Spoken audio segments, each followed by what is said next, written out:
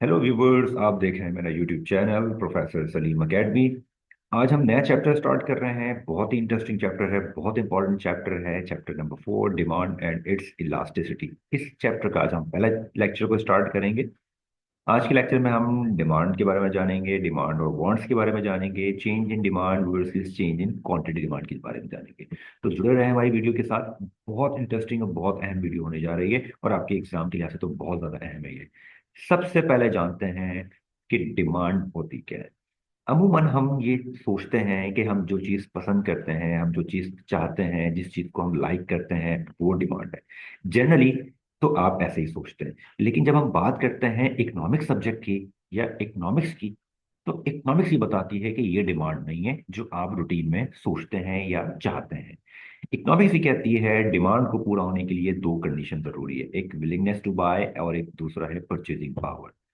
तो पहली जो कंडीशन है विलिंगनेस, इसको जान लेते हैं। देखें, आप किसी भी चीज को, कोई भी कंज्यूमर, आप हो, मैं हूं या कोई भी हो, कोई भी कंज्यूमर है, कोई भी कस्टमर जब किसी चीज को परचेज करना चाहता है किसी खास कीमत के ऊपर, तो पहली ये कंडीशन है डिमांड की कि ये कंडीशन पूरी होनी चाहिए कि विल हो। मिसाल के तौर पर अक्सर ऐसी चीजें होती हैं जो आपके पास पैसे तो होते हैं लेकिन आप उसको खरीदना नहीं चाहते, तो वो डिमांड नहीं कहलाएगी। डिमांड कब कहलाएगी? आई रिपीट, कि विलिंगनेस टू बाय, आप खरीदना चाहते हो, पहली कंडीशन तो आपको ये मीट करनी पड़ेगी डिमांड को पूरा करने के लिए। दूसरी जो रिक्वायरमेंट, जो कंडीशन है, वो है परचेजिंग पावर।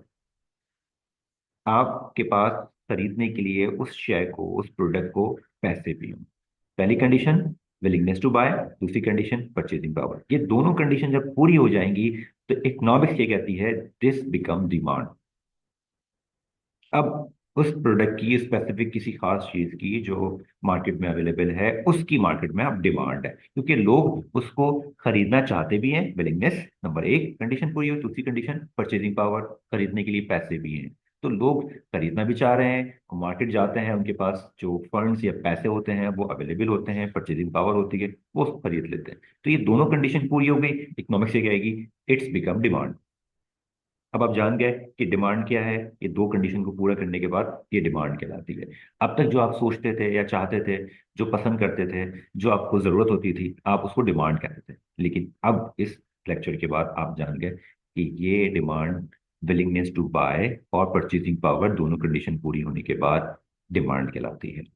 आगे बढ़ते हैं और देखते हैं कि आगे जो है वो हमारे पास क्या टॉपिक है। बहुत अहम टॉपिक है, change in quantity demand versus change in demand. Exam के लिहाज से तो बहुत अहम है क्योंकि ये सवाल एग्जाम में अक्सर एग्जामिनर आपसे पूछते हैं। तो जान लेते हैं कि चेंज इन डिमांड और चेंज इन क्वांटिटी डिमांड में क्या फर्क होता है। देखिए, जब भी हम चेंज इन क्वांटिटी डिमांड की बात करेंगे तो आपके जहन में ये बात जरूर बैठनी चाहिए, आपको बात समझ में जरूर आनी चाहिए कि जब भी हम इसकी बात करेंगे तो प्राइस फैक्टर से रिलेट होगा। यानी कि प्राइस बढ़ने या प्राइस कम होने से अगर डिमांड में चेंजिंग आ रही है तो इट्स बिकम क्वांटिटी डिमांड। इसी तरह से अगर हम चेंज इन डिमांड की बात कर लें तो चेंज इन डिमांड से मुराद प्राइस फैक्टर के अलावा दूसरे तमाम फैक्टर्स जो भी हैं वो चेंज इन डिमांड का रीजन या कॉज बनते हैं। मिसाल के तौर पर सर्दियों में गर्म कपड़े खरीदे जाते हैं, ठीक।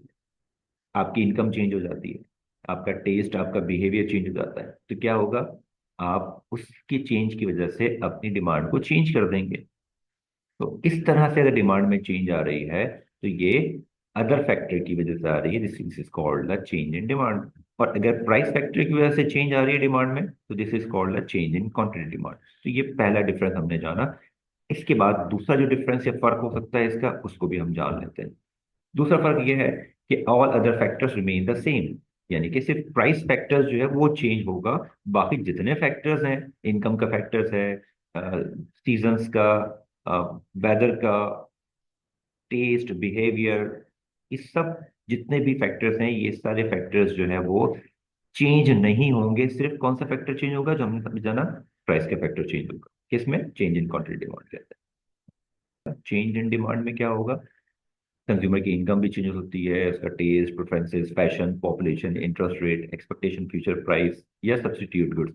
ये देखें, इसमें कहीं भी प्राइस फैक्टर नहीं आ रहा। क्यों नहीं आ रहा? कि अगर इसमें प्राइस फैक्टर आएगा तो प्राइस फैक्टर आएगा इसके अंदर।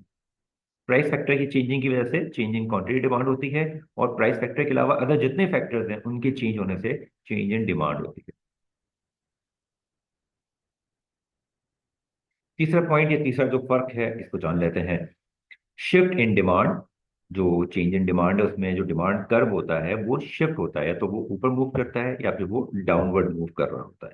ये शिफ्ट इन डिमांड ये when a factors other than price changes causing the entire curve to shift either right or left। यानी कि जब आप प्राइस के अलावा दूसरे तमाम फैक्टर्स चेंज होते हैं तो जो डिमांड का कर्व है आपका, या तो वो इंक्रीज हो रहा होगा या तो वो डिक्रीज हो रहा होगा। अगर इंक्रीज हो रहा होगा तो उसकी मूवमेंट अप राइटवर्ड होगी, और अगर वो डिक्रीज हो रहा होगा तो उसकी मूवमेंट लेफ्ट होगी। इसी तरह से अगर हम बात कर लें कि जो कर्व है वो मूवमेंट उसकी जो है वो साथ चलती रहती है इंक्रीज या डिक्रीज में, तो वो कैसे होता है। जो प्राइस फैक्टर चेंज होती है तो प्राइस फैक्टर चेंज होने की वजह से जो कर्व है वो वही एग्जिस्टिंग कर्व बढ़ता है या कम होता है, वो शिफ्ट नहीं होता, लेफ्ट या राइट पे शिफ्ट नहीं होता। जब भी डिमांड कर्व लेफ्ट राइट पे शिफ्ट हो तो आप समझ जाएं कि वो चेंज इन डिमांड की बात हो रही है, और अगर वो डिमांड कर्व शिफ्ट ना हो रहा हो, सिर्फ मूव कर रहा हो, तो आप समझ जाएं कि वो चेंज इन क्वांटिटी डिमांड की बात हो रही है। इसी बात को हम यहाँ ग्राफ से, इस डायग्राम से समझ लेते हैं। देखिए चेंज इन डिमांड में क्या हो रहा था, ये जो डिमांड का जो कर्व है ये देखिए मूव हो रहा है, ये कर्व ऊपर की जानी मूव हो रहा है और ये कर्व नीचे की जानी मूव हो रहा है। तो डिमांड की इंक्रीज या डिक्रीज होने से ये जो कर्व है डिमांड कर्व D0 और D1 ये मूव करते हैं, तो ये शिफ्ट हो जाते हैं अपवर्ड या फिर डाउनवर्ड। तो इस तरह से अगर ये डिमांड कर्व या कोई डायग्राम आपके सामने आती है इस पोजीशन में, तो आप समझ सकते हैं कि ये चेंज इन डिमांड की डायग्राम है, जिसमें जो ये कर्व है ये शिफ्ट हो रहे हैं अपवर्ड और डाउनवर्ड। लेकिन इस तरह की डायग्राम आपके सामने आती है, देखें इसमें डिमांड कर्व सिंगल एक ही है, इसकी मूवमेंट है या तो ये ऊपर की जाने जा रहा है या फिर ये नीचे की जाने जा रहा है। तो ये इसकी मूवमेंट है, तो आप समझ जाएं कि ये चेंज इन क्वांटिटी डिमांड का कर्व या फिर डायग्राम। ये थी आज की वीडियो स्टूडेंट, यकीन आपको पसंद आई होगी, आपको समझ आई होगी। जुड़े रहें हमारी वीडियोस के साथ ताकि इस तरह की आसान वीडियोस आप तक पहुंचते रहे, और मैं तमाम जो सोशल मीडिया प्लेटफॉर्म है उसको फॉलो करते रहें। Thank you for watching my video. मेरी वीडियो को लाइक भी करें, अपने दोस्तों के साथ शेयर करें, और मेरे चैनल को सब्सक्राइब जरूर करें।